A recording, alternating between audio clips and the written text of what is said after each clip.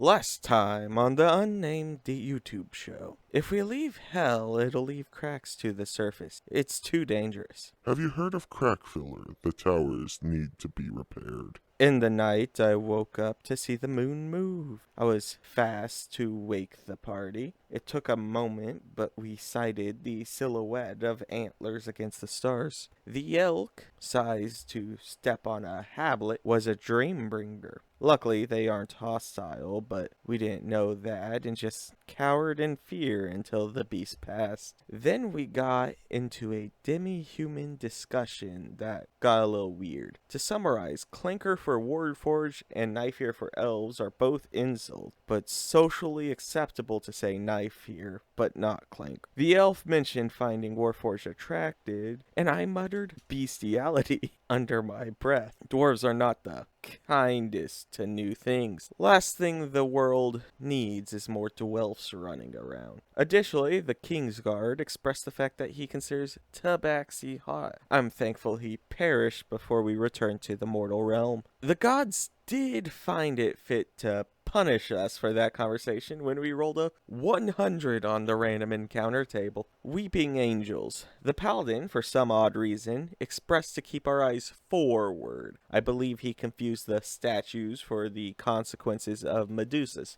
But when you understand the threat, that was the worst thing he could have suggested we do. We ran away for lack of a better explanation, which worked out as we arrived at a castle. I'd best describe the paintings and furniture as like automaton's art, where it clearly knows what it's being mimicked, but doesn't quite match the intended appearance. The first door had teeth I spotted when I checked for traps. We found a secret portal and went through one at a time, and we each came out in different rooms. It was a complex and highly engaging dungeon, which, recapping it beat for beat, would be a little like trying to describe a dream to you. I'd beg you allow me to simply make the long short. Everything is a mimic. I fell in stomach acid. We made our way to the final room of the dungeon, which has large eyes darting around the walls. Our last unnamed ally, the Kingsguard from before, didn't make it through the dungeon when his chest burst open and a large demon spilled out of him. I suspect now that his lust for the tabaxi was driven by a succubus. We fought at first, and then we saw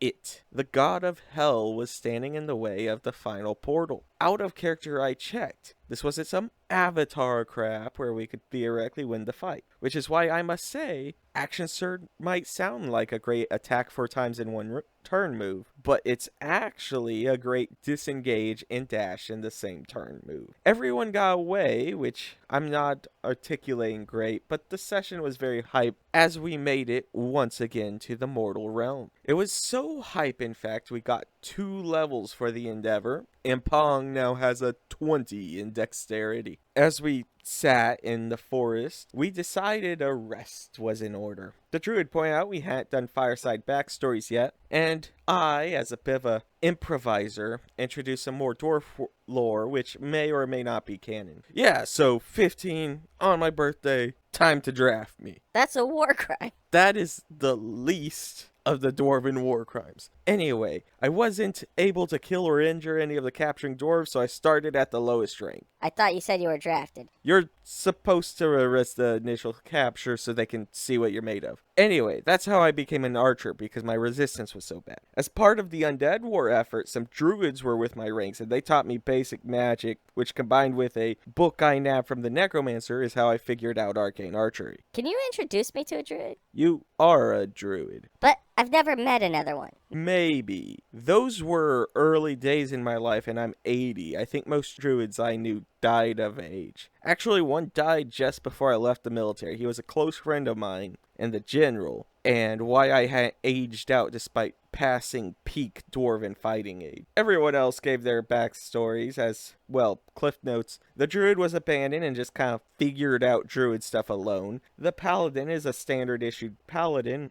And the warlock whose backstory was discussed before also killed a child once. We got the King's Seal and traveled to a nearby port city for a boat, which I IRL 3D printed. Small piece of advice: if you ever want to 3D print a boat and you go to Thingiverse, grabbing a boat with no guide to assembly, think about how the pieces go together before you press print. With that, we made our way to the first island, dealing with random encounters along the way, and that is where that session came to an end. In End Card Thoughts, I finished the third draft of my book.